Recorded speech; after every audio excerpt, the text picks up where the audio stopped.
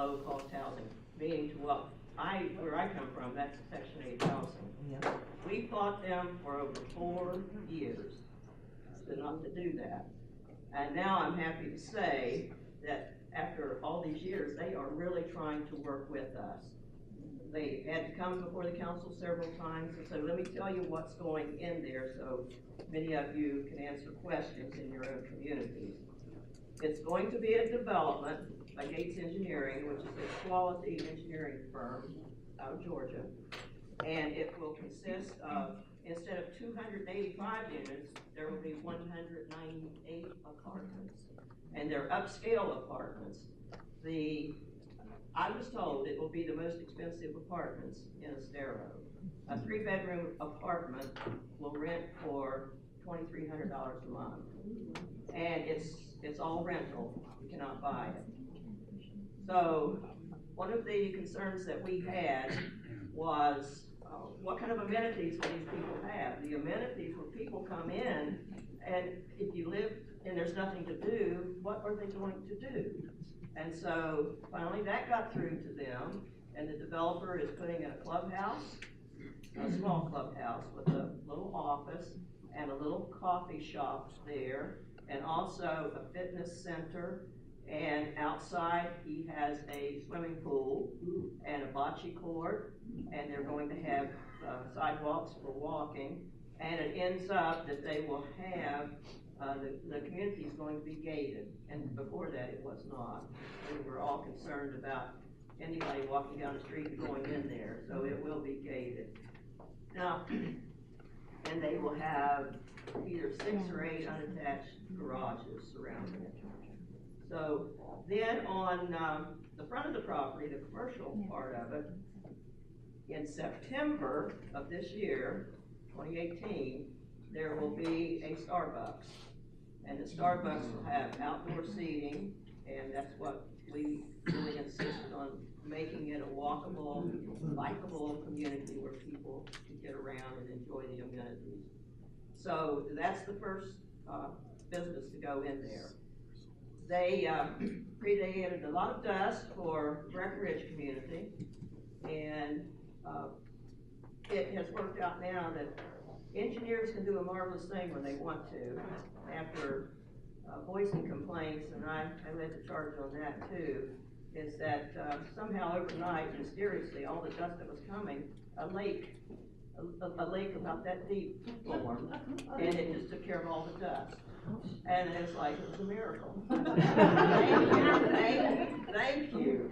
And so people who are complaining with allergy problems, breathing problems, I was like number 1. And we had tennis players playing with masks on their face. So that's what's happening there. I'm not going to go to Estero Parkway because that belongs to John McLean. You can talk to John when he comes in here about Estero Parkway. So let's venture on up. This district goes then across the street to Rusty's Bar and Grill, and that shopping center, and Driftwood, and it goes over into Trailside and Terra Vista. It doesn't go up Broadway, it doesn't go any further than Terra Vista, stops there, and it comes back across US 41, and it starts at where the old post office used to be, and it meanders down to the end of East Broadway, and there's a park area down there. That's in John McLean's. You can talk with him about that. And then it comes back up through the villages of Country Creek and the United Methodist Church that continues on up to Corkscrew, at the James property. Then it takes a sharp left-hand curve and goes straight up all the way to the interstate. Now, in that, there aren't that many communities, but there are 60+ businesses. And Wednesday, the council met, and we talked about businesses coming into District 4, and another motel next to the Embassy Suites, a little Primrose School. I haven't seen that discussed, I just saw it on the map. And then there is an assisted living coming in there next to the medical center, and then an office building once we're trying to get permitted to go in there and get approved through planning and zoning. So that's happening in that particular district, or that area. But that's a large area. Now, I do not have the Rotary is not in District 4, and the library is, and it's kind of interesting trying to get out to everybody. So, but that's what I have been doing there. And one of our major concerns was storm water management. I was here for Hurricane Irma. I was in Ohio, and I could have stayed, and it was, I was up there dog sitting and watching a grandchild while family were overseas. And on September 5th, I said I have to go back. And I got on the plane coming down here out of Cincinnati, and it was interesting why people were coming back. The plane was full. Only one seat was vacant. And anybody here from Shadowwood? Well, there was one man said he was coming back. I overheard, I didn't talk to him. He was coming back because he had a $400 driver and he wanted to take care of it.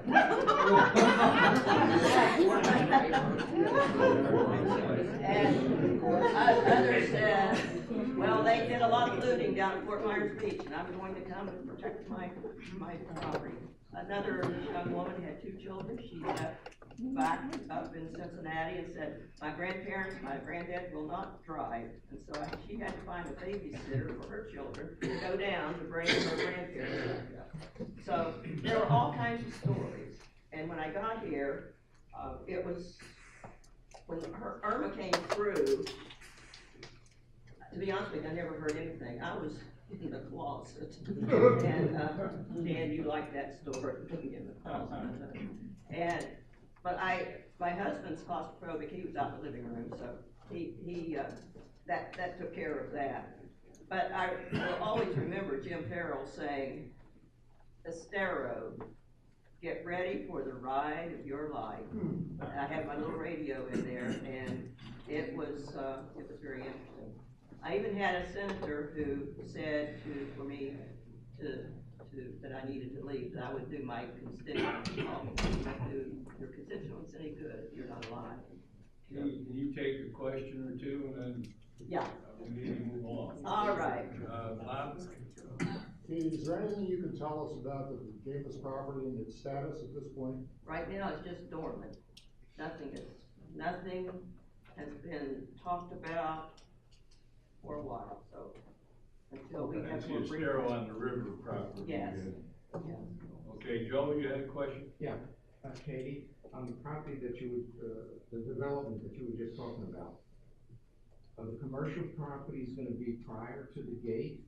Is that yes. How it's yes. going to be? Yeah, it's not, those properties are not gated. Okay, and so you're looking at restaurants or? I hope. Keep putting bugs in their ears. Yes, we have. I want to say too, Don knows that was a very difficult situation we got into, but Don, I want to tell you now that the developer, Steve Hagenbuckle, I told him publicly that I trusted him. And I think he's really trying it's online, yeah. and I believe that he will do what he can to help us. I think there comes a time when you can't have all this distrust, but I do trust him to do the right thing. Well, he's a local guy, and so yes. I think that's always important. They're a little more reliable than yeah, and I take him on his word. I didn't talk to him for over 3.5 years because I wasn't allowed to, and the day after I could talk with him, he called me and we had a nice conversation. So, thank you, Katie. Okay, appreciate thank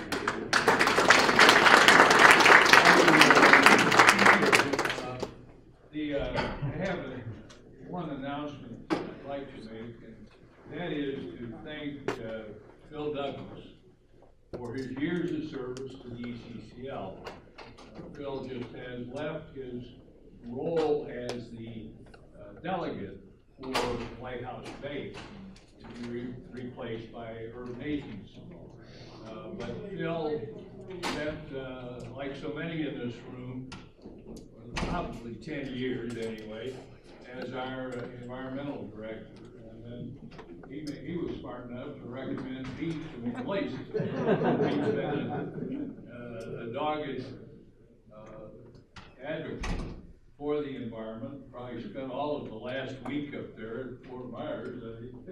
Good to have him back in the community again. But Phil, it's been wonderful to have you, your commitment. Would you like to say a couple words? I will still be here occasionally. Right now, my emphasis is I'm a member of the Board of Directors of Conservancy Southwest Florida, and I'm spending on an average 6 meetings a month there. I made that commitment as my last effort. But I'm trying to relieve myself, and Kurt and Jim will do a great job. But I'm still involved, and I'm still interested in what's going to happen in this hospital. I've always been skeptical, and my skepticism has proven to be true, so that's all I can say. But anyway, thanks, Don, I appreciate it, thanks for that. Suzanne's here today and gonna bring us up to That's date. why I'm here. Herb, and then Bob. I had some prepared reports. I'm expecting to be here, so I don't want these remarks to inflate or deflate your ego. Let it go to your head. Those of you who have been here for at least 10 years and know the activity that this guy has been involved with regard to a number of issues. We've heard him speak on Conservancy 2020, the Exit Farms, that Coconut Road overpass, the voter freedom movement. We can go on and on and on. And he is really politically and socially connected throughout Lee County.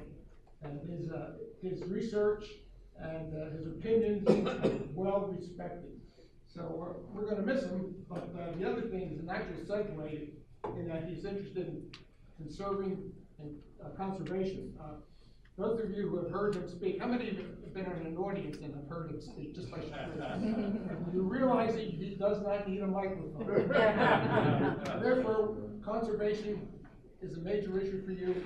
We're going to be conserving our hearing aids and all related matters. So Phil, thanks so much.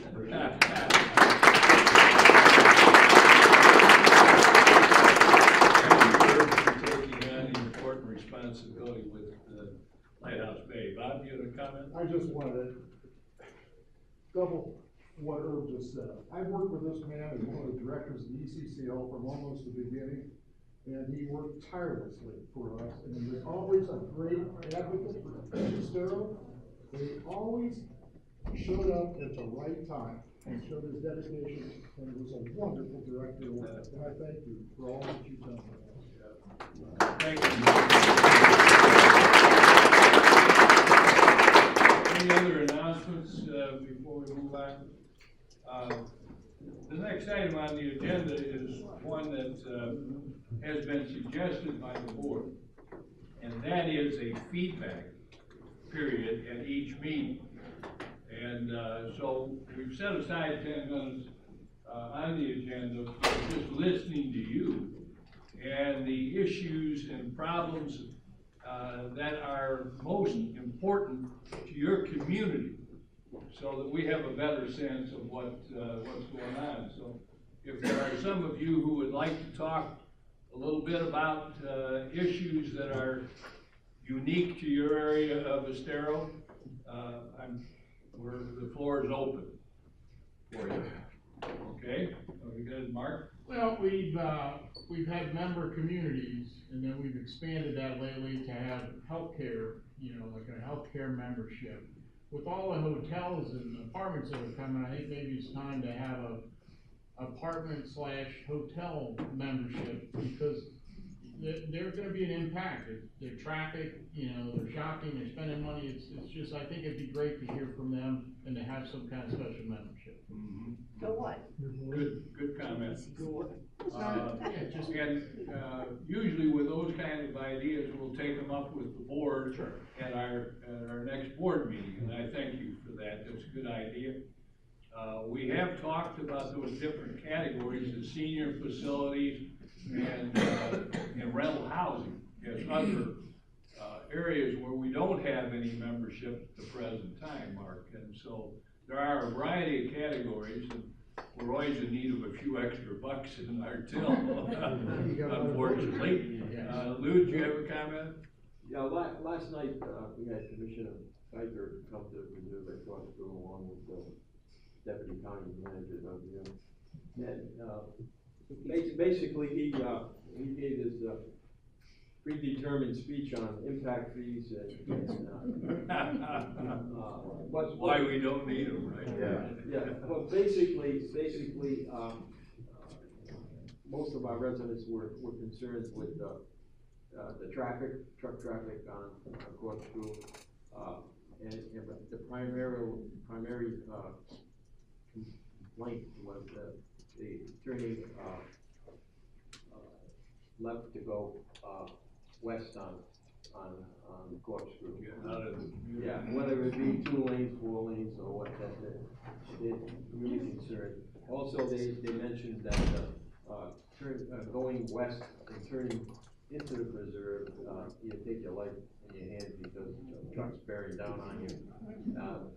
Most of our residents have, experienced, people passing on the right in the grass on Corkscrew, and, it's just a fearful thing. So I think they really got that point, and they're gonna.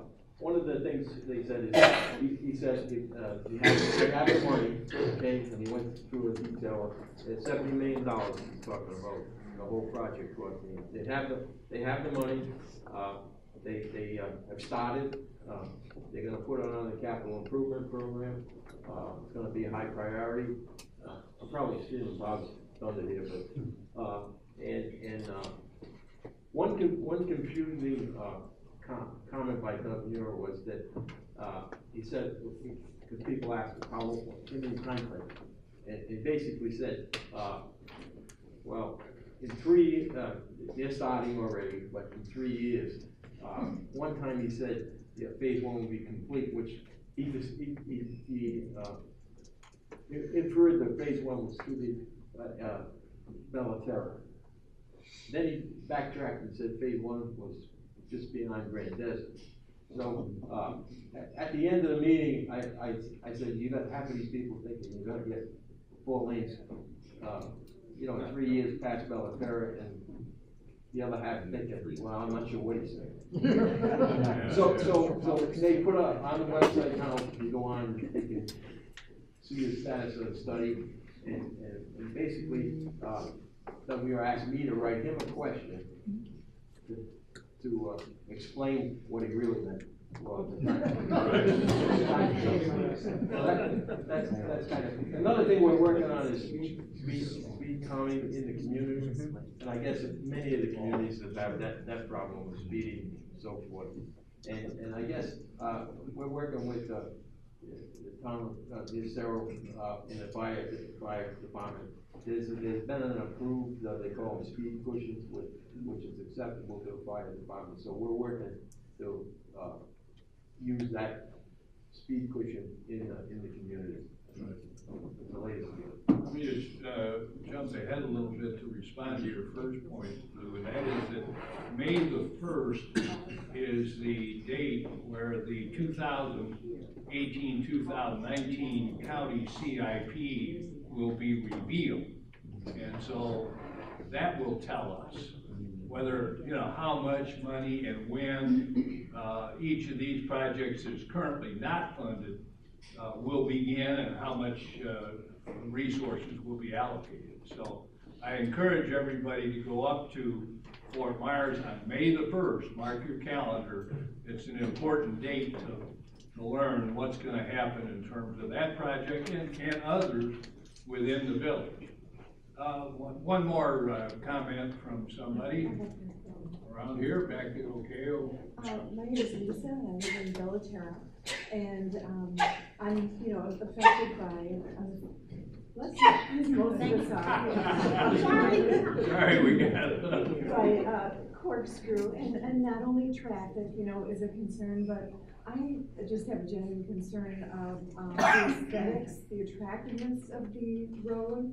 I've just found that my friends and relatives that have come to visit, I'm sort of embarrassed when I take them down Corkscrew Road, because I just find it's under a constant state of construction. there's orange cones, constantly everywhere, but as well as garbage and things left in ditches, and shoes, I mean, just all kinds of things. And our last visitors we had said, that were from Phoenix area, said, I just can't believe all the garbage along the road.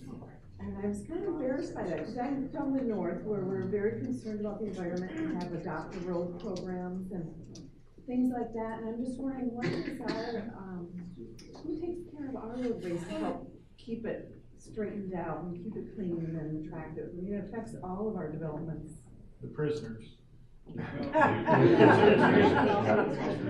there anybody here from west of I-75 that has a problem? All three of these speakers have been east of I-75, military and neighboring community.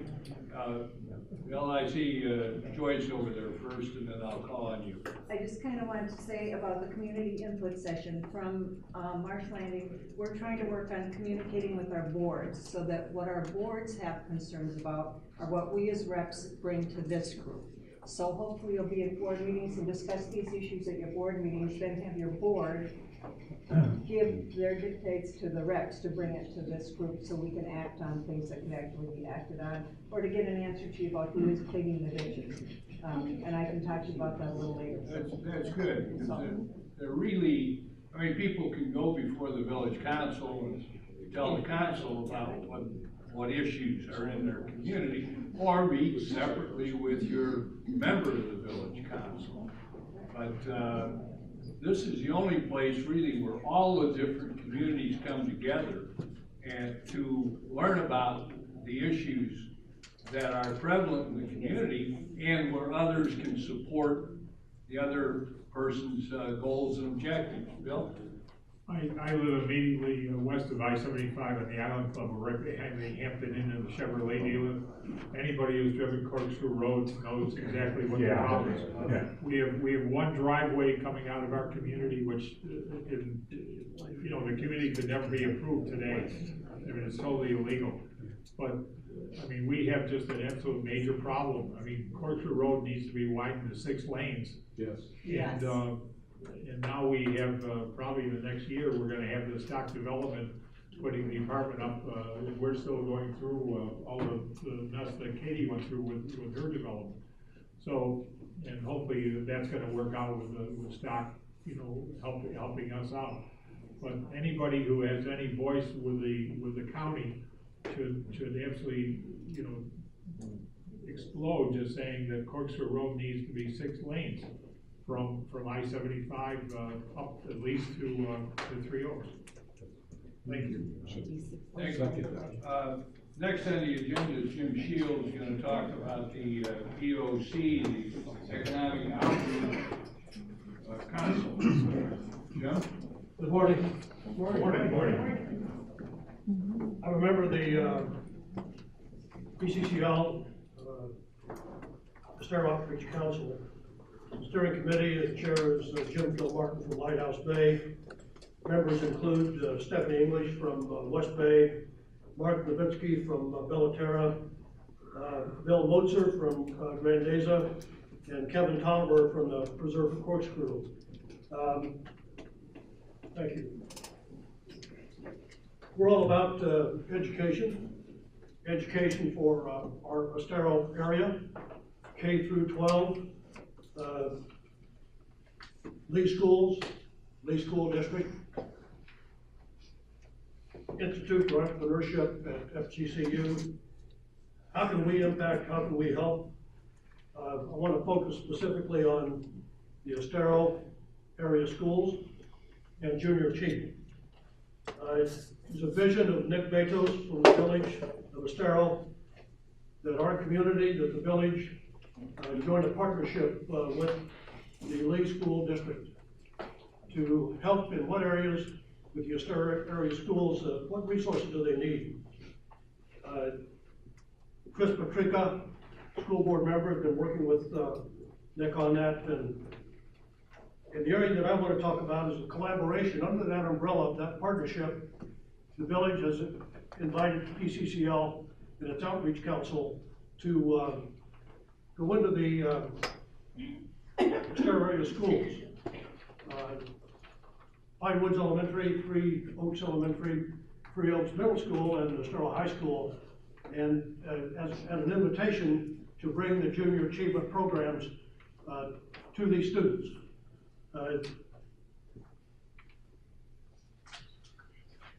Programs focused on three things: financial literacy, work readiness, and entrepreneurship. Everybody's got ideas. And you have to start when the kids are young. We're talking K through 12. That junior achievement will touch the lives in time of every student in Estero area schools 4 times. Second grade, kids are 7 years old. 5th grade, kids are 11 years old. 8th grade, and in 11th grade. Programs about financial literacy, work readiness, and entrepreneurship. Financial literacy. Kids don't get it in school. There are people in this room that have told me stories about their kids who graduated from high school and graduated from college, still did not know how to balance a checkbook, don't have a clue about credit and debit cards. We need to change that. We can change that. Junior Achievement has got the programs to do it. They're excellent programs. Second grade, you've got to start with the kids in second grade, because at age 7, their minds are like a sponge. And Nick Betos has been to a 3rd grade class at Canterbury School, a Junior Achievement program. And before I went, Nick said to me, Jim, now, in 2nd grade, these kids are 7 years old, but they get this.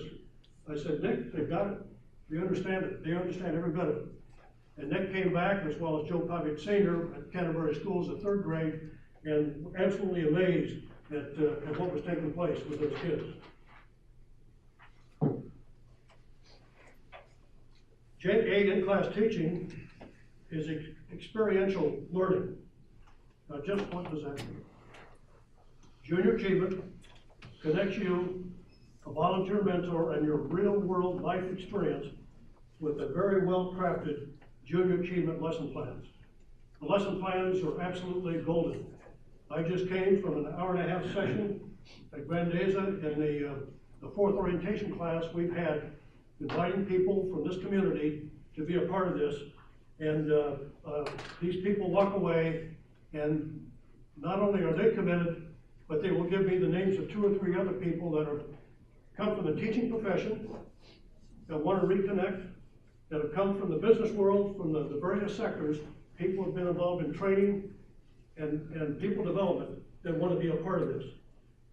Angela Fisher is with us. She's president and CEO of Junior Achievement of Southwest Florida. Angela, would you please stand?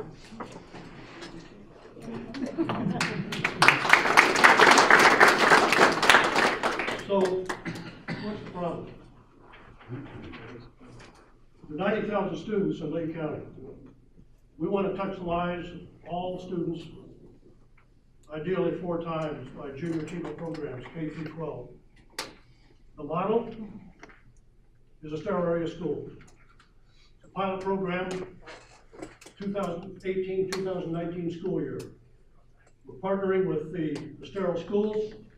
Estero area schools, the 4 that I mentioned. We know that we need to recruit 40 lead mentors, not 40 people that don't have anything else to do. I think I'll do this, but 40 people that have got the skills, the experience, and the passion, the desire. They clearly want to do this. I can tell you, as I stand here this morning, we're over halfway. We've recruited these people. They've got excellent credentials. People have been in charge of math departments up in the state of Massachusetts. Outstanding educators from New York, from Illinois, from across the area. So we're more than halfway there, and we started in March. In April, catch the snowbirds before they went back north. In the latter part of April and May, we're going to connect with those of us that live here the year round. And we'll have 40 lead mentors for the fall term, and those 40 people, with the time that we're spending with them and the education they're getting from us, that we get from Junior Achievement, we'll invite them to come back in the spring term and also conduct a class at Pine Woods Elementary in 2nd grade, 5th grade, or in the middle school, or in high school, at Estero High School. Today we have the 4th orientation session. It's orientation and pre-training.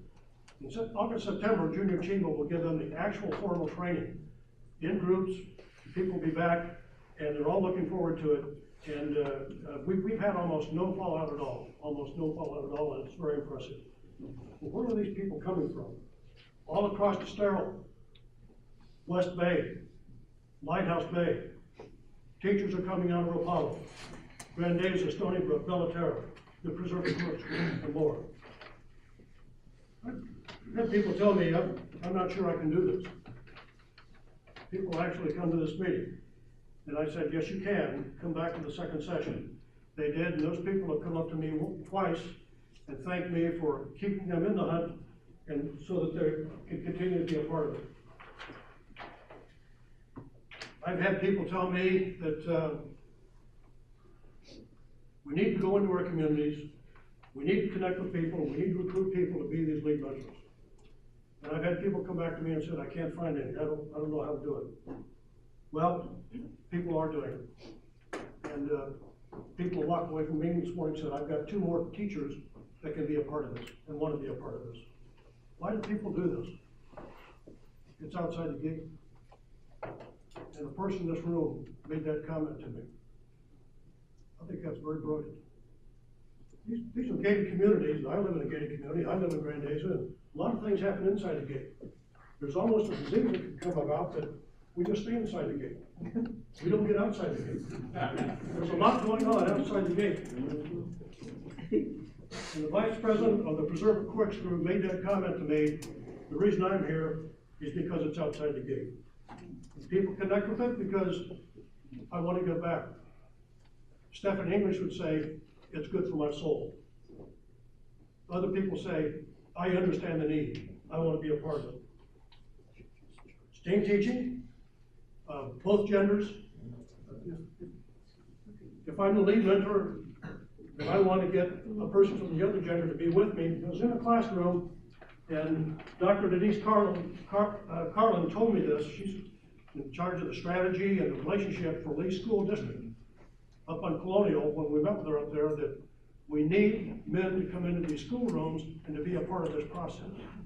So we earnestly and ask everybody that if you're a gal, bring a guy. If you're a guy, bring a gal. And team teaching works very well. These classes are like 50 minutes. The lesson plan, each lesson plan is 40 to 45 minutes. It moves pretty quick. The kids are all about it, and it's an absolutely wonderful program.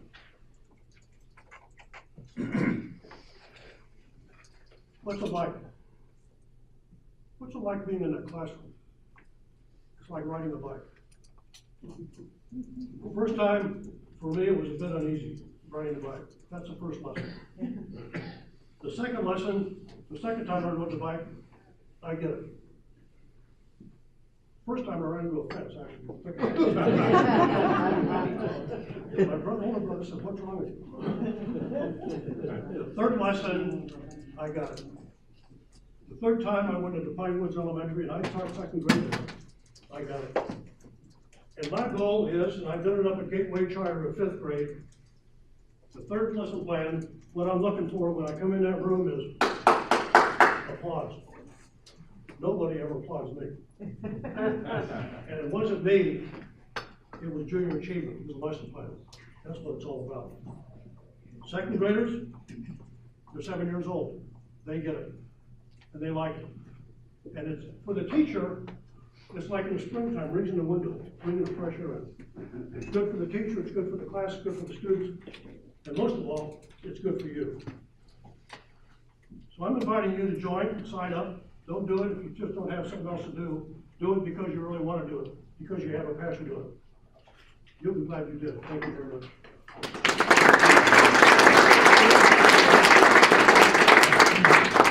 Jim Tatulis has to leave a little early, so he's gonna give us the community development report, and then we'll get into the substance of some of these other major announcements here shortly.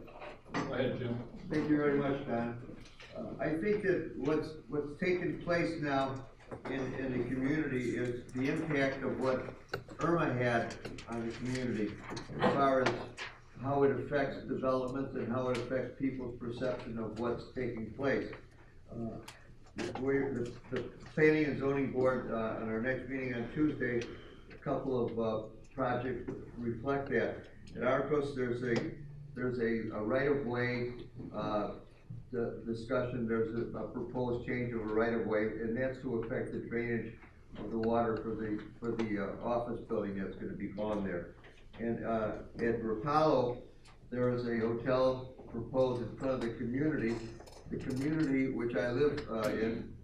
We flooded the streets and we flooded the land. Fortunately, we really didn't flood the buildings, but you couldn't drive, and you were worried about whether or not the water was gonna go through and continue on through the water flowways. So, as a result, probably last year, if this hotel came through, it would have just been approved as a hotel. But this year, the concern was because it's now a hotel and it's in front of Rapallo, what's it gonna do with the water flow?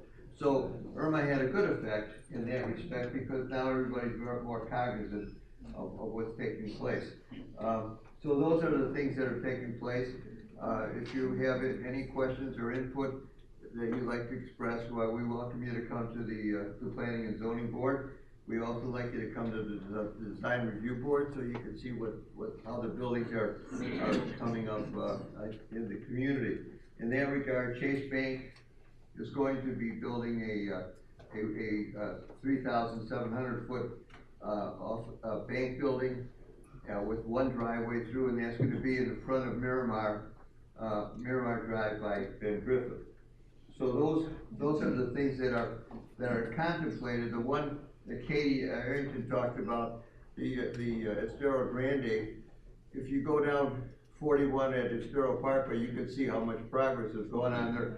Really working hard, and it's great to see the cooperation, first reluctantly, and then after that appreciatively, of how the developers work within the community. First they come in and they say, Estero's the hardest place to work in, and we don't really like to go there because they're watching over us too much.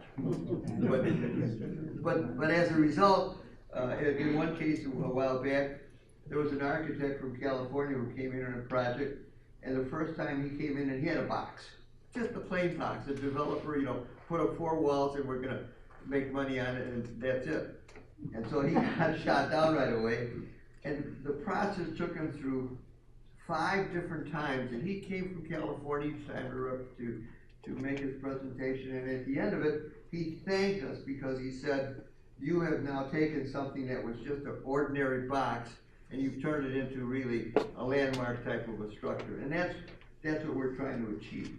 So we thank all of you people for your input and for coming to the meetings so you can put your input and make the community what you want it to be. And lastly, I just wanted to say, you're going to discuss about it later, but we do reject some projects, and one of the things that we rejected was the emergency facility for the Naples Hospital. But unfortunately, you see what they've done? Yeah. Oh my gosh. What do they do? They're building the emergency center right across from the entrance into our hospital location. Right in front of Angelina. Right in front of Angelina. Remember where the boat used to be? Right now where there's a housing project behind it. And right next to the entrance to the Diamond Oaks, the ground is cleared. They got a big sign out there, emergency department. So those are the things that I think that Phil probably recognizes more about what's coming off here. So I'll let it go at that. And then the last thing I'd like to say is that one of the hotels that came up for approval was rejected by the council. So we do have people who are diligently watching out for our interest. And once again, thank you all for participating. We really appreciate it. We appreciate your efforts.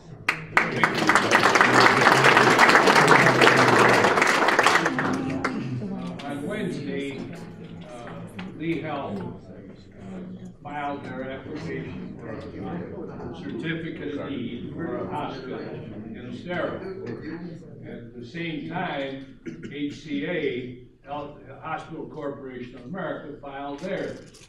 And so Suzanne Braddock is back with us once again to tell us if we did anything in terms of help we try to provide the Lee Health as related to this application, and just where we go from here. So with that, Suzanne? Thank you. I'm right here.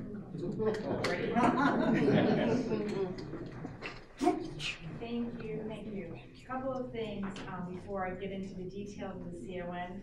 Phil, I still have you on speed dial, so you're still gonna get the call. Thank you for what you've done for us, and thanks all of you. I'll talk a little bit about the letters of support in a little bit. I did want to mention one thing. I understand that everybody's very concerned about what is going on across the street from the Coconut Point location, but I can tell you at Lee Health, we're focused on our mission and what we want to accomplish, and we don't let that be a diversion. So life goes on, and we will continue to go down our path and follow our mission. And I think that Alex will talk a little bit about some of our other opportunities that we have across the street. So we stay focused on what we want to do in this community, and life goes on, as I said. So anyway, the CON landed on Wednesday, 1,027 pages. It is, we think, a very strong application, and I will share the details with you.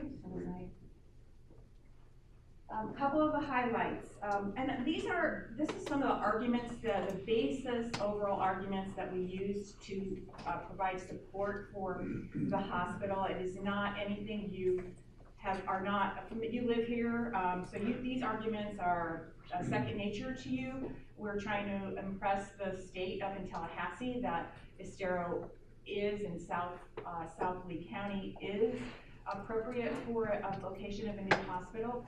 One of the reasons is the population growth and also what we call the silver tsunami. We are all and we are getting older at a greater rate than any other community in Lee County, and for that part, for a good part of the state. So we're hoping that the state recognizes that our demographics are a little bit different, and that we can justify additional medical services because of our demographics.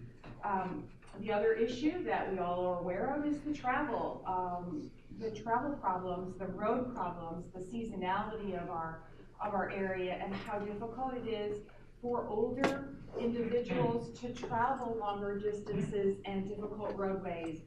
People do want to get on I-75 to reach a hospital. So a lot of our application, we've done traffic studies, and a lot of our application is devoted to the challenges of access. The third bullet, community letters of support. I have to thank you so much for the work you did. All of your communities responded. We ended up with, in the application, we included 449 letters. The state, some people sent their letters directly to the state, so there's over 450 letters. And they are very astounding. I mean, some of the letters that I read all of them, but some of them that really resounded with me. And in the body of the application, many excerpts from those letters were inserted to emphasize the points that we're trying to make throughout the application. But everyone did a great job, and we cannot thank you more for your efforts. We also had a lot of support from the local medical community, the Village of Estero. Actually, we got a letter from the mayor of Main Springs, which we really appreciated, and FGCU. So a lot of our local businesses and communities and government stepped up to the plate as well. And if the state doesn't recognize that, I don't know what else we could have done better on that area of community support. The other application that has been filed, the HCA application, I have not seen it yet, so I don't know what is in the details. Hopefully we'll get a copy of it today or tomorrow. But one thing that HCA cannot say is that their application would be bringing new beds into the community. at Lee Health, we are going to redistribute the beds in our other facilities and bring those beds down to Coconut Point. So we can't, so the state's very sensitive about adding new volume of beds into an area. So our application is not new beds, but a redistribution of beds into South Lee County where the growth is. So we hope that that particular argument stands with the state.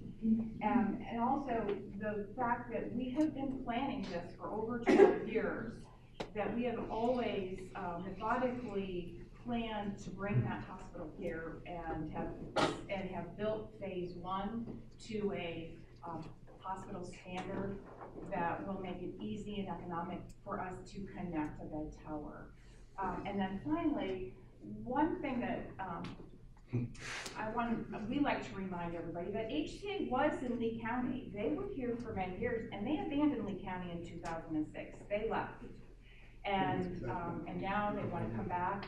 Maybe it obviously makes their economic standards at this point. So anyway, those are basically the highlights of our arguments that we've been able to summarize in 1,000 pages. Now I'll talk a little bit about the proposal that we're putting in front of the state. We are focusing the programs on adult services. We are also going to create a Center on Aging and Health, which will be a comprehensive program that is addressing geriatric medicine. We'll continue to focus on healthy aging. So that doesn't change. That's tied right into all the programs that we're planning for in phase 1 that will open in December. And we want to, so there's a lot of programs: geriatric medicine, senior care choices, cognitive behavioral health, support for caregivers. All of that is part of the programs that we're going to organize at Coconut Point. And the inpatient side of that is, if we don't have that, we cannot provide the comprehensive package. So that is the piece that is missing. And that is why it's so important that we add those beds into the Coconut Point facility. Our emergency department, we are going to have trained caregivers that are trained in geriatric medicine, that know how to provide some of the, and are accredited in some of the geriatric medicine accreditations that you can get. So that will help us to create that piece of the program. Now, the good part, 82 beds is what we're asking the state to approve. There'll be 70 medical surgical beds and 12 ICU, CCU beds. And then in addition to that, we're going to expand the observation to an additional 20. We have 9 going into phase 1. We'll add another 20 into phase 2.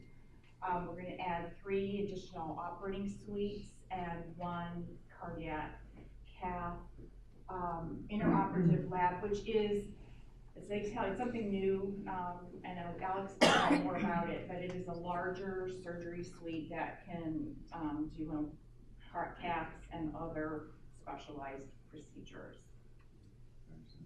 We're going to expand all our diagnostic and support spaces, add a new lobby into that particular area of the building, waiting and admission areas. So there isn't a lot of new things from the ancillary side, the ancillary being out on the radiology, pharmacy, things like that, because we have all of that already built into phase 1.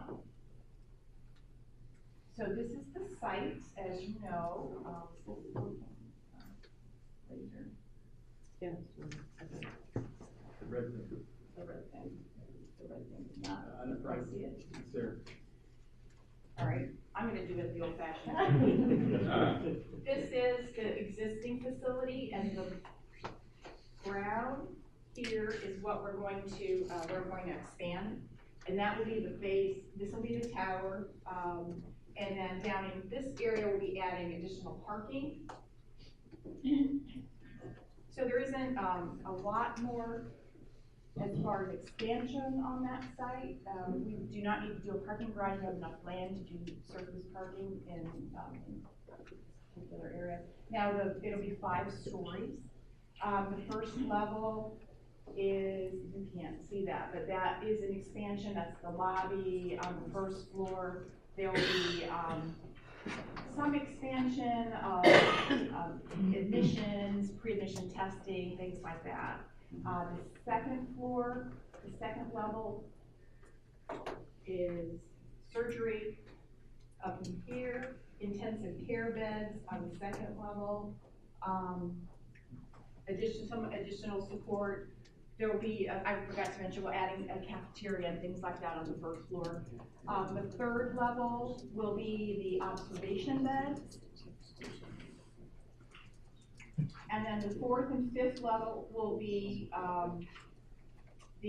there'll be 32 beds, I believe, acute care on the 4th and 5th level.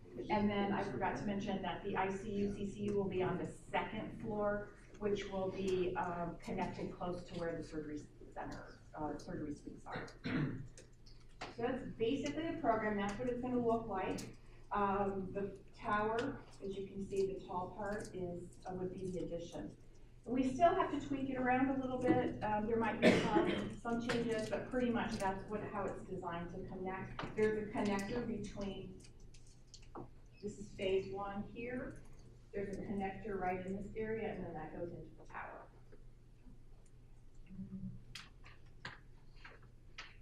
That's it. That's the hospital. So I'm sure you'll hear more about it. Where's emergency then? Emergency is already at phase 1. So emergency is right back in this area. Yes. Suzanne, the schedule for approval and or whatever have you, why don't you go into that a little bit? Right, so the applications were filed on Wednesday. We will, a decision will come out on June 1st. And we'll know what will happen. If there is, then we just have to, then there's another strategy session at that point, depending on who gets approved, who gets denied. More than likely, we are planning on ongoing litigation one way or the other.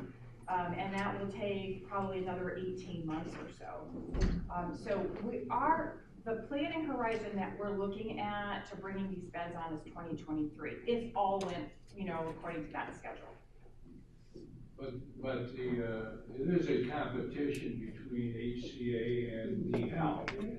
And, yeah, they're competing applications. Can either approve one or the other or neither. Correct. Presumably, right? Or they can technically approve both, but they won't. Yeah. More than likely, it'll be both denied or one of the two approved.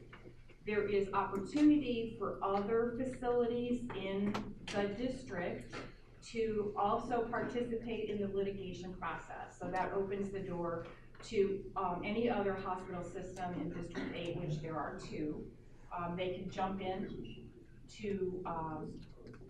into the process. So we won't know how that all lays out until after June 1st. So, and I'm sure I'll be back in front of you to give you updates during that. And there's an appeal process that yes. commences after that. So stay tuned. Hearing and we're not done.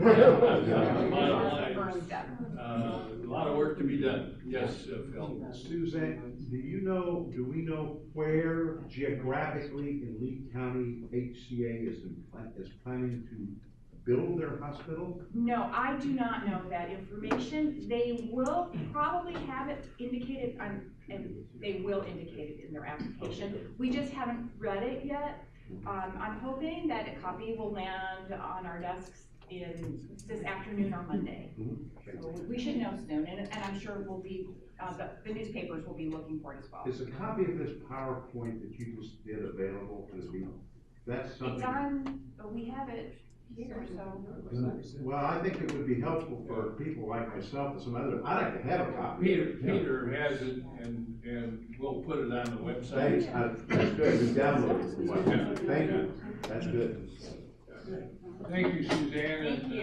Alex, you ready to? Sure. Yes, my colleague Frank, Alex you is have going a to talk question about. Yes, you came out to Delaware and made this presentation, and I think it was great, and I think it helped a lot with the letter writing campaign. We did not have the participation that I would have hoped for, but I think the people that were there went out and got more letters, so. There was letters from Belterra. I don't think, NCH, or HCA will provide the level of services that Lee County is already bringing to this community at that new center. Thank you. Thank you. Alex Greenwood, the general manager of Coconut Point Lee Health. Thank you. I appreciate the time today.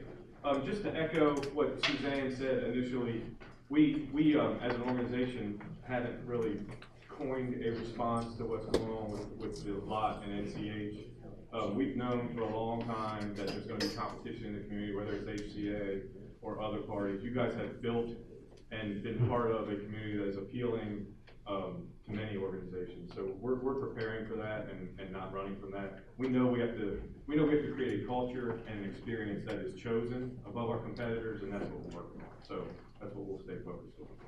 I wanted to talk to you today about the 43 acres that we recently acquired on the northwest corner of 41 and Coconut Road. Those of you that were at the Health Committee, I think 2 months ago, saw we had a panel here of Lee Health leadership, including Larry Antonucci, who's president and CEO.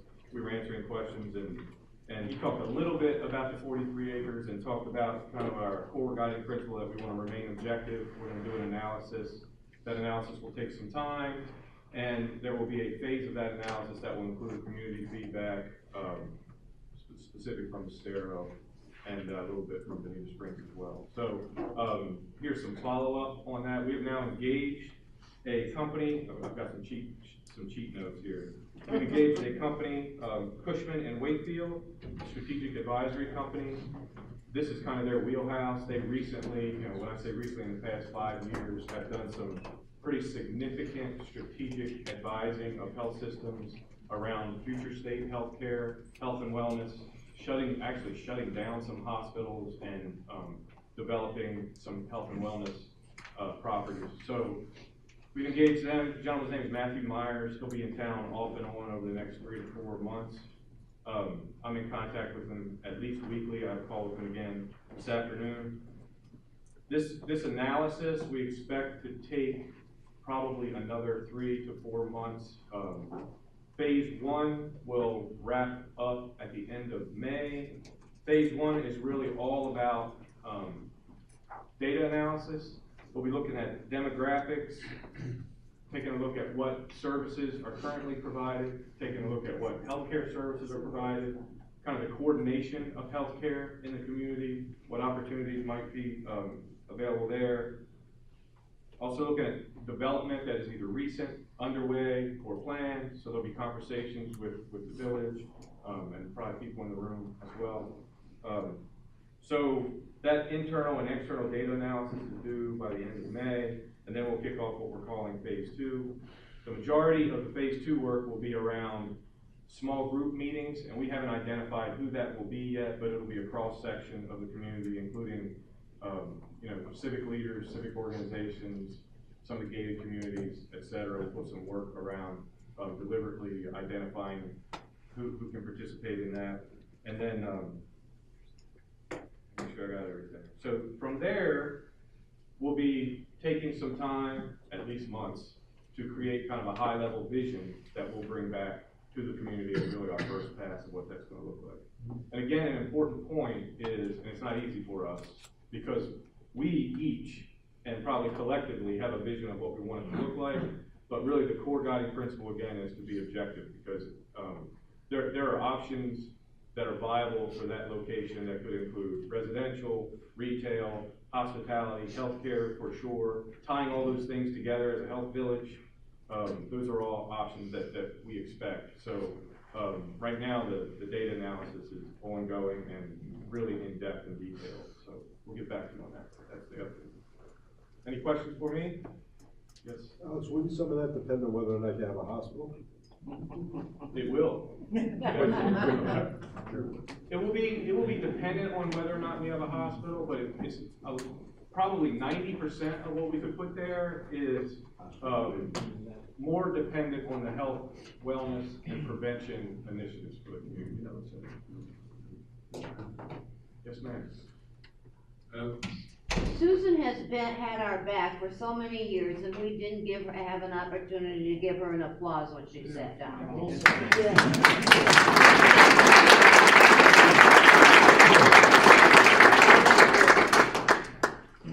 Another question here for Alex? For prevention and wellness, we really do need some indoor facilities, aquatics, supplies, warm therapy pools. If we want to attract good doctors, we need good rehabilitation, and more studies are coming out that for people that exercise and rehab, you need less drugs, it's more of a community, you get social, even fights depression, anxiety. We really do need that in our community, and I have quite a few signatures here, and I have stopped going out for signatures, but I can continue to do that if that would help make the point that we need stuff like that. We appreciate the feedback. That's certainly an option for the new location. At our current location, as we discussed before, we're just at capacity, frankly. There's some opportunities moving forward to create some partnerships with organizations that have indoor pools, and I'm looking into some of that.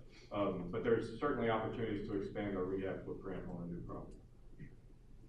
Alex, is it fair to expect that at the end of the data collection phase, which I gather will be the end of May, correct, somewhere in that neighborhood, that you and or the consultant will come back and share the results of that? Probably, yeah, sure. We can do that at a high level, absolutely. Yeah, that's kind of an overview. Yep. So that people have a sense then of that database.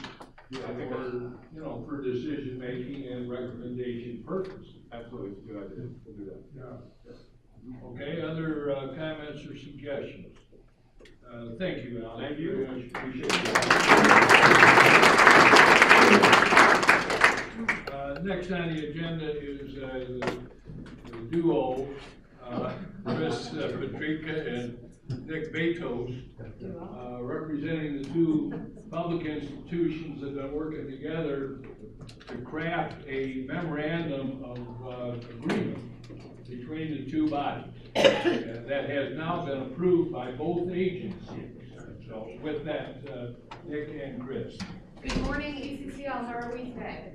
Good. Excellent. I want to just selfishly take 30 seconds to tell you that this job on the school board has made me travel all over the county and frankly all over the state. And when I walk into this room, I feel like I'm home. Yeah. Because I recognize everyone here, and most of you smiled at me. So I think that's a good thing. Anyways, the last time I was here, I did talk to you about the district's need for additional revenue to build schools in a growing community with a growing student body. I will not talk to you today about the sales tax. Instead, I'm going to talk to you about something much more fun, much more exciting, and frankly, something that I think is just awesome, which is a partnership that has been developed between the Village of Estero and the School District of Lee County. It is the first of its kind. I want you to understand that this is Nick's vision. I'm just along for the ride. And I am thankful to be along for the ride because this is going to truly benefit the entire community, not just our students, but the entire community. So think about the way government functions right now. We function in silos, right? The Village of Estero does its thing, the county does its thing, Fort Myers does its thing, the School District of Lee County does its thing. This is breaking down those barriers and allowing us to truly collaborate and work together in a measurable way. So I'm going to turn it over to Nick. He's going to talk about some of the pieces of the Memorandum of Understanding that's been approved, and then I'll talk about some of the things I'm excited about. The very first mayor of the Village of Estero. Yay!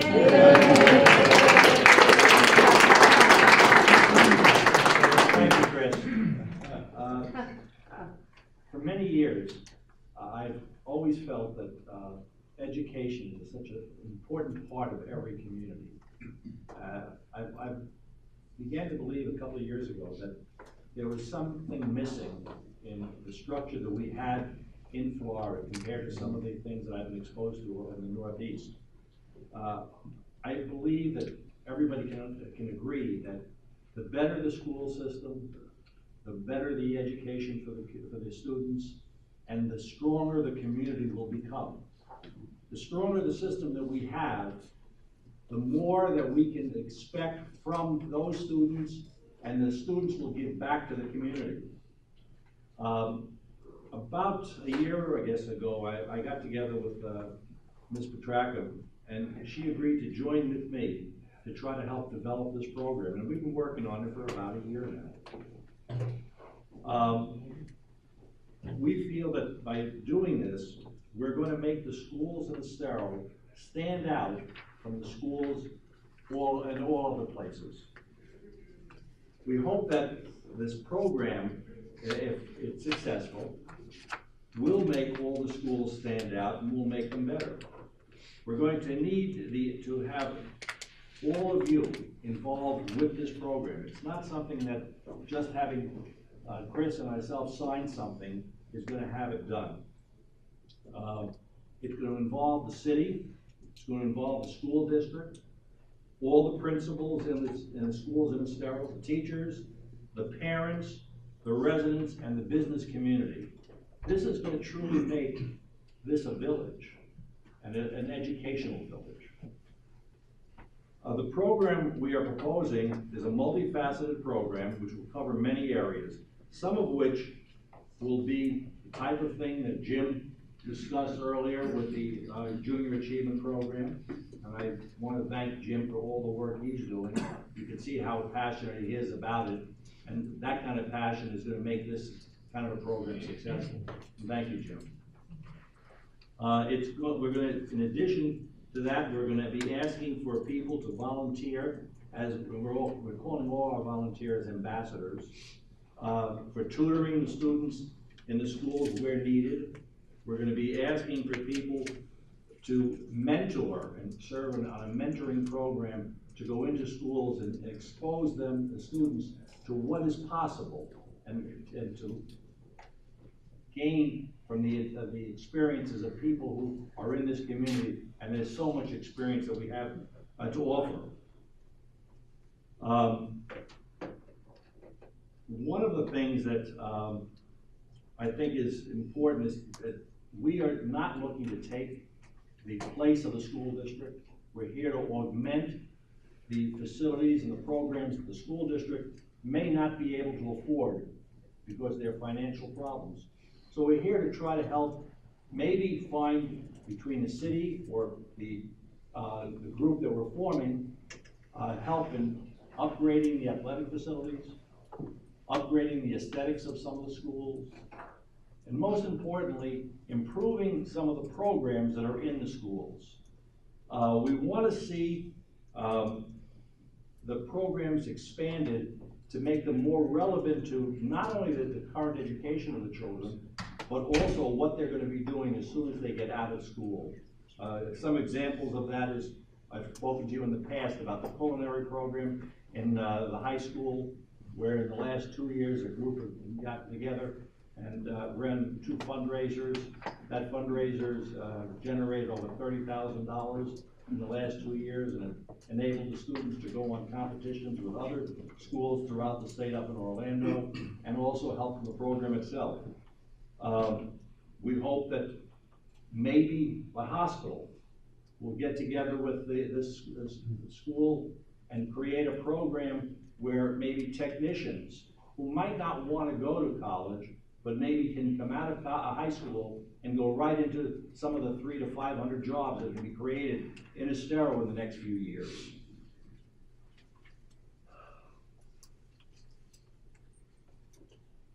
There is, all of these things that we're talking about are, I think they're really nice and they're important, but they're only going to be successful if we're able to get to people like you and you to get to your friends. In the next few months, Chris and I will be meeting with, the school district, and actually next week, and then the week after that with a group of the principals to try to identify their exact problems. Whether it be they need a tutor, help tutoring for a language, people who are, this is English as a second language, or whether it's something that the city is gonna look at taking on, making the streets or the sidewalks safer. We'll be identifying the problems, and as we identify the problems, then we're gonna come back to your group, and hopefully you'll help us by getting the word out, maybe allowing us to go into your communities and make Chris and I to go there. I know Chris doesn't have too much time to do this type of thing, but we'll squeeze some more time out of it. So we really, really need your help in this. Chris is gonna carry on with a few of the other parts of the program. So a couple of things that I want to talk about are career academies. I believe the Village of Estero is in a better position to have their finger on the pulse of business needs in Estero, right? So why not work with them to identify what the needs are so that we have academies in our schools that are preparing students for jobs upon graduation from high school. Also, I believe that you're in a better position to put us in touch with businesses who can offer our students good, valuable, meaningful internships in area businesses. So this is a win-win, right? Businesses get an opportunity to be on the ground floor, so to speak, with young talent as they come into their business. They can snag them early, so to speak, and potentially get them to continue to work there after they graduate, and then we keep them here. We keep those graduates here in Estero, continuing to live here, contributing to the community. For me, it's an exciting opportunity. I have 3 kids in this public school system, and what we're doing here is going to benefit them and everyone else their age. Student assignment. Who here loves student assignment? School choice, who loves it? That's what I thought. There are a lot of reasons why student assignment is what it is. The first is that schools were built where there are no students. So we can never truly have a neighborhood school system in Lee County. But what we are working on as a school district is getting us to the point where we are limiting the number of offerings available to parents. Right now, there are some neighborhoods in Lee County where parents have as many as 17 choices for elementary school for their child. It's ridiculous. And the reason for that is we don't have equity in our elementary schools right now. I, as a mom, if I need before or after school care for my child, I'm going to choose the school that's 15 miles away because they offer it, instead of the school that's 2 miles away because they don't offer it. So the district right now is creating equity in all of their programs for elementary schools. At the beginning of the 2019-20 school year, we will have completed this process. We will have moved to a proximity system for our K-5 schools, and we will be limiting the number of choices available to parents and families. That will save us $12 million in transportation. Great. Yeah. So we're headed in the right direction. Now understand that we also have programs of excellence. Pinewoods Elementary School, Three Oaks Middle School, they both have full-time gifted programs. We do not have enough students residing in Estero to fill those programs. It is too expensive for us to replicate that program at every elementary school, certify the teachers, get them ready to teach those kids. So we do have that program at Pinewoods, and you're gonna find kids outside of Estero coming into Estero for that program. The same thing is true of the Cambridge program over at Estero High School. Students have to apply to that program. Students from all over the south part of this county will be accepted into that program. It is a program of excellence. We don't have enough students living in Estero to completely populate that program. We don't have enough money to replicate that program at every high school. So that's why we have student assignment at higher levels of school, not K-5, but middle and high school. Does that make sense? Yes. What we are working toward is trying to figure out a way to make sure that every kid that lives in Estero that wants to attend an Estero area school gets into an Estero school. Not every kid that lives in Estero wants to go to school here, but if you live here, given this partnership, you should be able to go to these schools, right? I don't have the numbers, but I will get them to Pete and we will email them out to you guys. We just finished our student assignment batch, so I can tell you exactly how many students from Estero did not get their first choice. I can also tell you that as a mom, I know what it feels like to not get your first choice. My daughter, when she was going into middle school, did not get her first choice of schools. I understand the frustration associated with that. I understand the disappointment of the fifth grade kid who doesn't get to go to school with her friends and all the emotions surrounding that. So I want you to know that I identify the problem and it will be a priority for us. The last thing I want to talk about is our task force. Nick and I will be sitting on at least the inaugural task force for the first year or so. That task force will be the two of us. It will be staff from the district, staff from the village, and all of the principals of the area schools that we're talking about, so that we can identify the needs of those schools, plan for solutions, and figure out how to implement them. We will also be coming to groups like yours for input in that regard as well. I know I'm going along, I'll stop.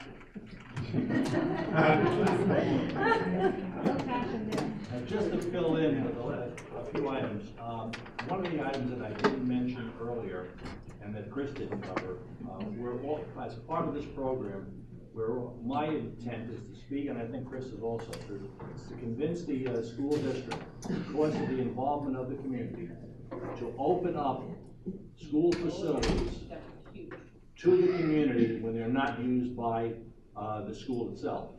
And as far as the school choice is concerned, Chris was being very nice about it. I feel a little stronger about it. I feel that we have to guarantee that every student who lives in Estero, who wants to go to an Estero school, will be given a space. And that will address the problems we had with Hertz when they came in here, and a lot of their executives do move down south. So again, we ask you to keep in touch with what we're doing. We'll be coming back very shortly with what the specific needs are, and we ask that you try to help us, because in helping us, you're going to be helping yourselves. The better our community is, the more desirable it is, the better the tax base is going to be, and that all of us will benefit by the value of our homes going up. The last thing I have, which has nothing to do with this, I know that Chris spoke to you recently about the well-publicized effort by the school district to put on the ballot a half-cent increase in the tax. I'm talking for myself now, not any of the council or anybody else, but again, if we want to live in a community that is going to be a standout in all areas, including education, we have to understand that we have to get money someplace. If the county commissioners are taking away money from impact fees in other areas, we have to do it ourselves. We have to rely on ourselves. I myself and my wife will be voting for it, and I hope that you will consider that also. Thank you.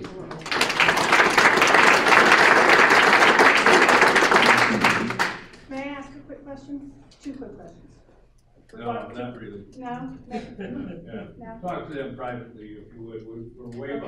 behind. Just want to thank you guys for the leadership that you've shown in this effort. Thank you much. It's just, we just don't, we gotta move on. Bob King has been struggling with roundabout issues for a long time. He has a presentation he wants to make to us. Thanks, Don. It's really timely because we've got an opportunity within the village right now to consider the use of a roundabout. One of the things you find out is most of us, as we get a little bit older, change becomes a problem for us. And in this case, we're looking at a change that people view as significant. What this presentation is intended to do is to address about 10 of the myths that people have concerning this type of a traffic device and try to answer some of the questions that have been raised. First of all, myth number 10, a roundabout and a traffic circle are two different things. A lot of folks came from up north. I did. I lived in New Jersey and I traveled the Somerville Circle, which was not a roundabout, it was a circle. It's big. You can go through it at 50 miles an hour. The whole purpose of the roundabout is to knock those speeds down to about 30 miles an hour to provide safety. If you look at the definition of what is a roundabout, It's a manual uniform traffic control device, a circular intersection with yield control of all entering roads. It means there are no stop signs, there are no traffic lights. The intersection is set up to allow you to enter at about 30 miles an hour and to proceed if it's safe. It can increase actually the amount of flow. Typically, modern roundabouts are smaller than rotaries. They're designed for slower entry and circulating speeds. They're followed a yield to entry process. The design facilities are safer for pedestrians, and we'll get into that a little later. Design the following same lane entry and exit, so you're not changing lanes within the roundabout, because some of the road surfaces where we have them being considered are 4-lane roads, not 2. Roundabouts cause more crashes. Yeah. There's great statistical information that shows that this is not the case. You actually find out because of the slower speeds and the fact that it's a circular intersection, not a 90-degree intersection, that you can reduce accidents by as much as almost 40%. Serious crashes because of injury, 76. Fatalities, serious injury, 89%. These things are safer. Why are they safer? If you look at the number of conflict points that you have in a standard intersection, you got about 32, where you have opportunities to T-bone somebody and have an accident that is going to cause serious damage. If you look at a roundabout concept, there's about 8 conflict points, slower speeds, lower angle of impact. You're not getting 90-degree accidents any longer. You're getting glancing blow type accidents that are lower in energy. I'm banging through this thing pretty quickly because, as Don pointed out, we've got a real time constraint today. I intend to put this on the website, so you'll be able to see this presentation if you want to go back and look through it in a little bit more detail, or you wanted to use it if your community is in a position to be considering this type of control device. One of the things that I thought was really interesting, and we're actually living it today within the Village of Estero. If you look at the number of folks before a roundabout's put together, 23, well, there's 68% of the people were negative or very negative about having this kind of a device. After this roundabout was installed, there were no objections. People had a chance to see how it functioned and the benefit that it provided, and that whole concern went away. Those folks are now all positive, or very positive. Roundabouts cost more. Roundabout initial construction is not significantly different than a signalized intersection. One of the areas where it has a benefit is it doesn't have the maintenance cost associated with a traffic light or another type device. So it can actually save, in this case, they pointed out about $15,000 a year. In some instances, roundabouts may cost less because there are fewer lanes required. Capacity of a road is actually slightly increased as a result of a roundabout. And that increase in capacity comes as a result of the slower speeds. When the speeds get slower, the cars get closer together. When they get closer together, you can carry more of them. So it has that benefit. What are some of the things that are different about it than a crossing intersection? The red area is an indication of the circular nature of it may require some right-of-way that would not have been necessary to have the intersection be just a straight crossing type. However, at the same time, these areas are increases required in the right-of-way requirement for a standard intersection that you don't have with a roundabout. So there's trade-offs, but in some cases you will find that right-of-way requirements are different than a crossing intersection. Here's one. This is interesting because we have a resident, a member here today who lives here. Bill actually lives in Hamburg. This is an intersection that was done, where is it? At any rate, you can see on the left-hand side what that intersection looked like. The roundabout was put in the same footprint You can see all of the buildings are still there, the gas station's there, the apartment complex, the parking lot. It fit. Just a quick word, Bill, does it work? It works perfectly, and that slide about the attitudes was absolutely correct. The people were just absolutely aghast that they approved it. People just didn't go to meetings, and then when they said, we're gonna put it in, everybody was against it. They put it in, everybody's happy. Excellent, thank you. Number 6, roundabouts have less capacity than a signalized intersection. Not true. Again, because of the change in the speeds, spacing between vehicles gets less, capacity increases. Roundabouts must be designed to accommodate the proper demand for volume. You know, a roundabout isn't any panacea. It has limitations just exactly the same as a crossing intersection. If you design this thing and the traffic flow is greater than it can handle, it's going to fail.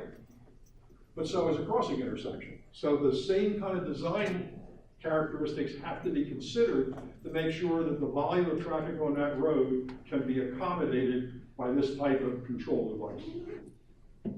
Number 5, trucks and other large vehicles can't make it.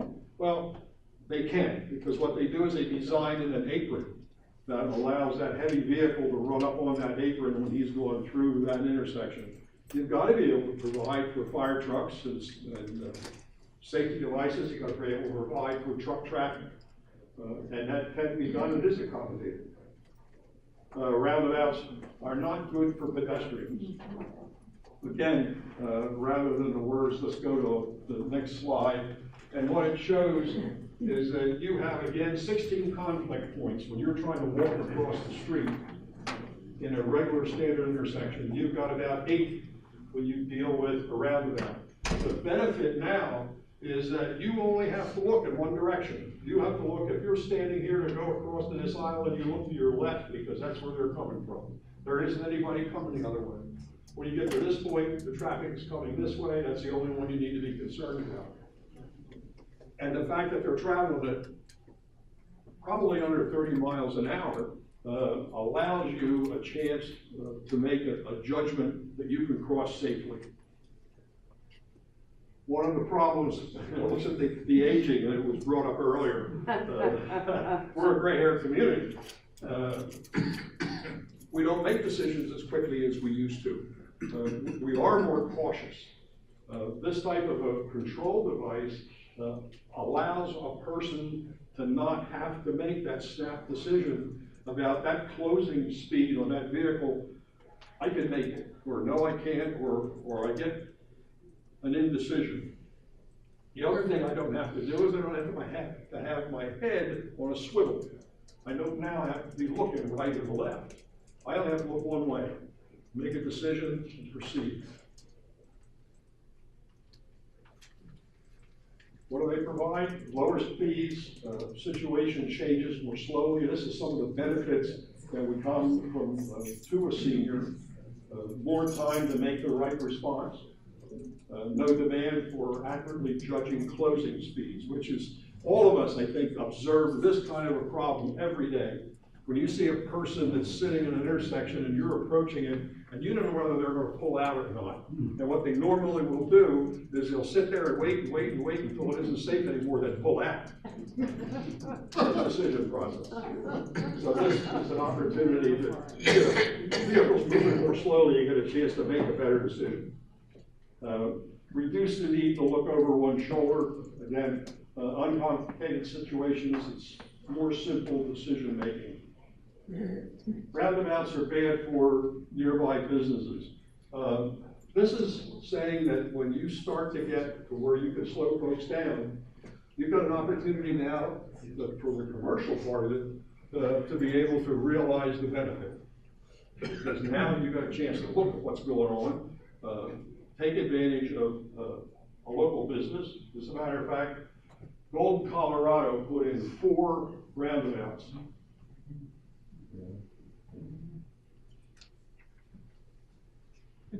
A $1.3 million project in 1999. They had a significant drop in the number of severe crashes. You can read it, 5.9 crashes per million miles to 2.2. Slower speeds with faster travel times. Again, it seems contradictory, but it isn't, because you've closed the spacing. 60% sales tax revenue increased business in the corridor. Finally, myth number one, a great place to put a park. Well, no, it isn't. You really need to keep the roundabout to where it is conspicuous, maintain its roadside hazard, maintain adequate sight distances, discourage pedestrian traffic through the center of the island, improve safety aesthetics. That essentially completes all of the comments, and I know I've had to go through this in a hurry. We'll put this presentation on the website, so if you want to go back and look at it, it'll be available to do that. A couple of points done before I finish. Transportation improvement cost estimates. This is now the AIM study. You've heard me speak about this before. The AIM study is up to the point of number 6, hasn't been released yet. 7 and 8 haven't been released yet either. This is a study conducted by AIM Engineering for the county to provide input on information for the improvements to be made to Corkscrew Road. One of the things that they have done, and I think is of value, is a website that's been generated by the county that provides up-to-date information on where do they stand on all of these issues. Again, that web address at the bottom will take you to that website, and it is valuable. The next meeting of the Transportation Committee is April 19th at 9 o'clock at the Fine Mark Bank. I point out 9 o'clock. Our meetings are normally 9:30. We've been asked by the bank to move it for this one. One in closing comment. We talk a lot about Corkscrew, and I have. There are many other roads within this community. Right at the moment, we have a program going on that George Johnson has been party to set up a meeting with FDOT. The reason that meeting will address the issues along 41, starting at the boundary on the north end and go all the way to the south boundary of the Village of Estero. Looking at things like a traffic light at Marsh Landing, talking about what are the possibilities or when will we get a traffic light for the hospital. What can we do to activate the traffic light again at Marsh Landing? What are we going to do to improve the intersection at Coconut Road and 41, and again at Corkscrew Road, and again at Estero Parkway? We just had a fatality there. But these are the issues that this committee is also addressing. It's not just Corkscrew Road. Any questions that I can answer? Yes? Would you just put that website back up again, please? Sure. There you are. Can I ask a quick question? Sure. On Estero Parkway, this is something that impacts us at Rookery. Yes. Any progress there? And then as far as repaving, as well as there's rumors that they're gonna put a roundabout someplace on Estero Parkway. I've heard it's gonna be there, it's gonna be here. Any update? Yeah, there is. There has been some contact made with the residents at Cascades. There was, as I understand it, a rejection of the use of a roundabout in front of their community. The reason being given, the diameter of the roundabout that was presented to them almost took it up to their monument, and they objected to that. Whether or not there could be a compromise to change the design to accommodate their concerns and still provide the utility, I don't know. John McLean is the fellow from council that's handling that activity. Maybe at some point we need to have him in. Well, and we did a couple months ago with Joe, you ought to contact.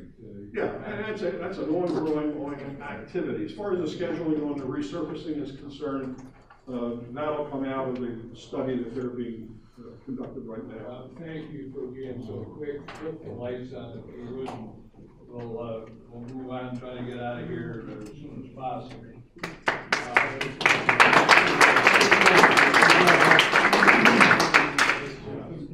Can you do one more? Yeah, sure can. One more. There you go. I'll be very, very brief. We focused a lot on impact fees. The county is, as predicted, did not increase the impact fees. They accepted the Duncan report, which is a higher cost that were involved, but did not increase the impact fees. So really shifting, if you could, shifting direction, the rubber really hits the road as it relates to the county roadway projects and their funding in their capital, in the transportation element of their capital improvement program, just like the village does as part of the budget process. Every year, you have a capital budget. You drop 1 year that you've just completed, and you add another year to that, the 5 years that are the core of the capital improvement plan. And then it has a section for the next 5 years, okay? And right now there are in the CIP for the county last year, there were 14 projects that received some funding. So there was construction. Now that's within the 5-year period. There was some construction or planning going on as related to 15 projects. There are actually 14 more that received no funding at all in the 10-year horizon. And 3 of them are in Estero, and they're all on Corkscrew Road. 2 projects east, and then the one just on the west side built. Total cost of which is about $60 million. Okay? Bottom line is that the county has about $50 million a year that it spends on transportation projects. All of that was committed to these 15 projects in that 5-year period. And then, in addition to that, those same 15 projects had another $250 million or so of additional needs. So if you just completed the 15 projects that were started and included in the 5-year horizon, it would consume all of the revenues that the county is going to receive over the next 10 years. So the other 14 projects down there, of which we have 3, weren't funded, and so now you're going to see whether or not some of them get funded and to what extent and when. And that's the meeting, the first meeting of 6. There'll be 6 meetings in the process of approving the 2018 CIP. Pete, if you would. First one, as I indicated, is at 1:30 in the afternoon on Tuesday, May the 1st. That's only 3 weeks from now, in the administration building, which is just east of the county building, what we call a county building. It used to be a courthouse. The council meets earlier in the morning, and if somebody wants to say something about projects, they have to go to the early meeting. There's no opportunity to testify at these workshops. But on May the 1st, I would urge people to go up there to find out what's happening as it relates to the funding of these 3 projects. Okay? And then on June the 5th and these other dates to come, there will be opportunities in the morning to go and testify on subjects not on the agenda and voice concerns, complaints, etc., about the funding that is being provided for our projects. The bottom line is that the process is totally political. It's set up in a way that the priorities are set on the basis of who's screaming the loudest. And so far, we've screamed the loudest. And I don't expect that to change, but if you go to those meetings, you're going to make sure that we get the best possible deal. Because that's what the name of the game is. But this goes on every year, so this is the first year that we're planning on doing this, in an organized fashion. There are others throughout the county who are being encouraged to come to these meetings and to voice their concern about their traffic problems in order to get the commissioners to understand they need more money. Right now they go around these meetings like they did the other day, Lou. They go, oh, we got lots of money. They had a phony report that just talked about how their revenues had increased by 198% over a 5-year period, and it was all phony. That they just recognized some revenues that had not been recognized in the past. And so with that, in any instance, the big thing is attend some of these meetings, join Bob and the others up there as we move ahead. With that, I'd like to move on to Lowell Gerson and the Health Committee report. Lowell? Thank you, Dan. I'll be more brief than Don. You heard from the lead health representatives what's going on in the hospital. The Health Committee has been devoted itself to two things. One is awareness, and the other is advocacy. And the awareness works both ways. We're trying to make lead health aware of what our community needs, and the advocacy primarily was directed at getting the letters of support for the hospital and also advocating for some of the services that we want. And you can see they acknowledge that with all the geriatric emphases in the facility and the hospital. The next stage moving on is a concern about staffing. And on our May 2nd meeting, the Steering Committee is meeting May 2nd at 2. May 2nd is completely fictitious. It's actually, just saying if the committee is paying attention, it's actually May 18th. It's 2:30, which kind of messed me up. I got the two things confused the date and time, which is why we need a cognitive unit there, obviously.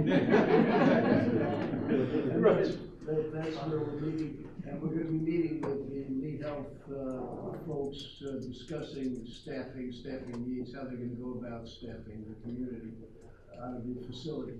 So that's it. I should get closer to being short.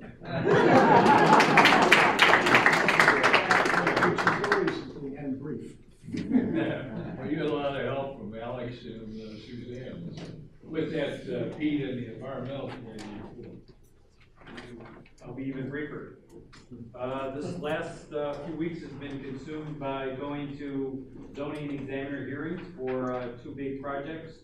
The first one is the old Corkscrew Plantation mine rezoning application. That has so far taken 3 days of hearings. The fourth one, and possibly more, the fourth one is Tuesday, April 24th.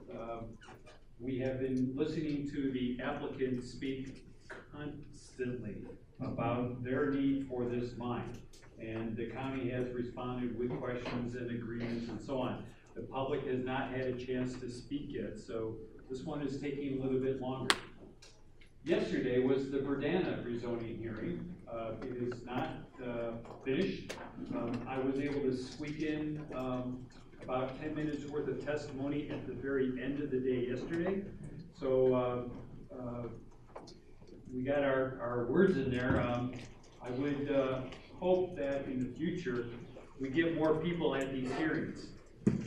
If we don't speak out, these people, the zoning examiners, don't know what our concerns are, so we need to have people speak.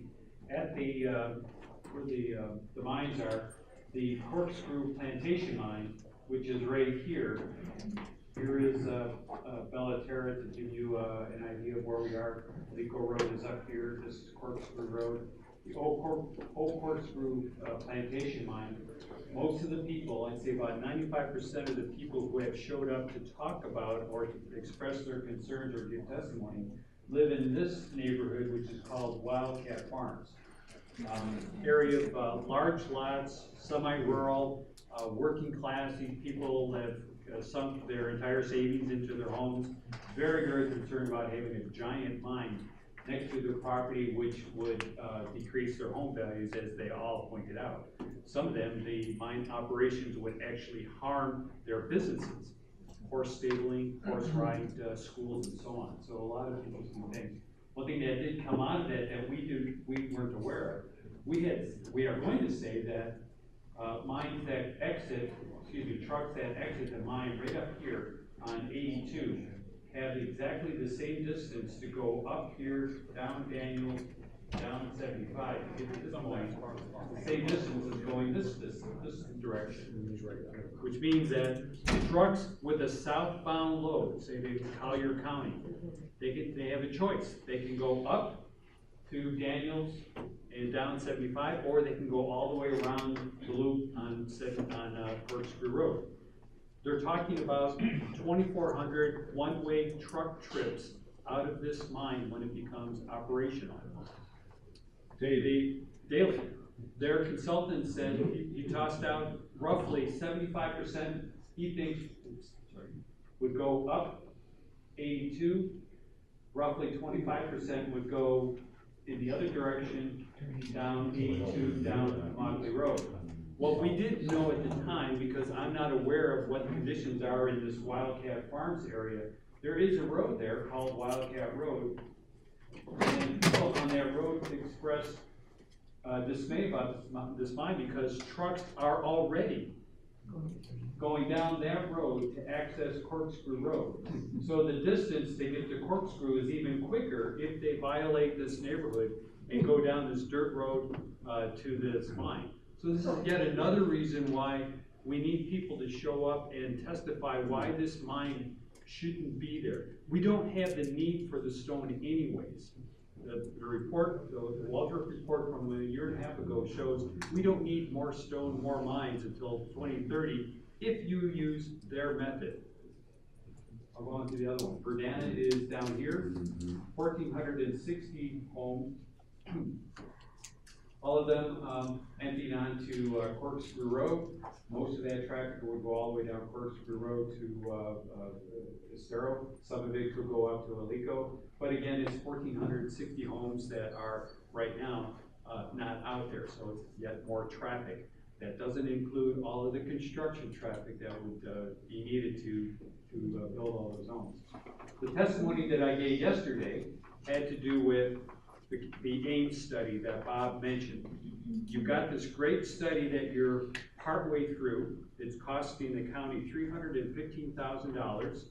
It addresses all of the big issues on Corkscrew Road: traffic congestion, traffic improvement costs, hydrology, surface water flow, wildlife habitat and corridors in the Corkscrew Road area, and also proportionate share funding. Who's going to pay for what? My testimony was, you've got the study.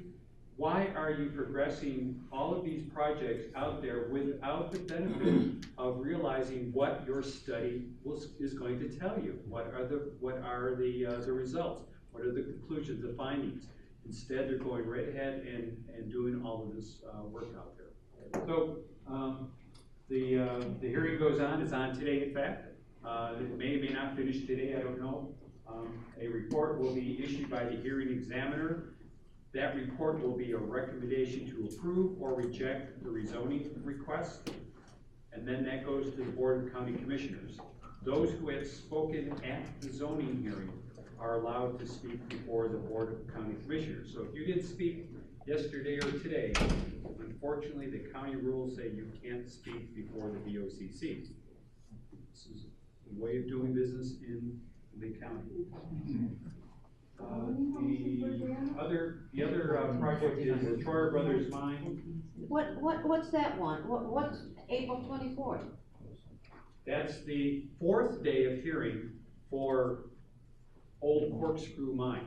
We can testify at that one? We can still testify at that one. Okay. We will be sending out an email alert about that, where, when, and so on. All right, gotcha. And there will be a way that you can get more information, like talking points. Click on the box that you'll see at the bottom. It'll come to me. I've testified before. Yeah, be prepared. I'm gonna be absolutely, frank with you. Be prepared to sit for a long period of time, listening to other people until your time is called on. Our next meeting, of the Environmental Committee, basically these meetings have a lot to do with the, Conservation 2020 program. It's entering a critical time. You may have seen, one or two of the articles that came out recently. The, Board of County Commissioners is considering what to do about funding for the C-2020 program. They're at a point now where it is mandated that they cannot go below $42 million. They're right about at that with the expenditure for Edison Farms. So now they're at a crossroads. How much do we fund per, Conservation 2020? Where do we want to take the program? And so our group is part of a coalition called Eyes on Conservation 2020. Please come to our meeting on the 20th or follow us on Facebook. We are trying to educate the public what's happening with that program, what's happening with the commissioners on decisions related to that program, and we're putting information on Facebook and our new website. That's all I got, so if you have any questions, I'm around afterwards. Thank you, Pete. And finally, Bob Lenish on our financial report. You think that was fast? Our final three, I'll do my best. Our final three communities paid up their dues. Thank you all. We basically broke even during the current month. We're a little bit ahead year to date. We're going to be negative the rest of the year because there's no more dues coming in as planned. Stay tuned, there will be other opportunities to participate. Now, here's your opportunity to participate today. I'm cleaning out my garage. We are having a garage sale. I would like to point out all of you who are driving cars and advertising for the car dealership. Do you really want to do that? Would you really rather have a thing that says Village with a Vision, Estero, Florida? For your $5, you can have one over here. That's a deal, I got my chance. Thank you, Bob. Thank you, Bob. Thank you all for coming and staying. And our next meeting is, as usual, the second Friday of May, May the 11th. Thanks again, everybody. May 11th is the next one. Good meeting.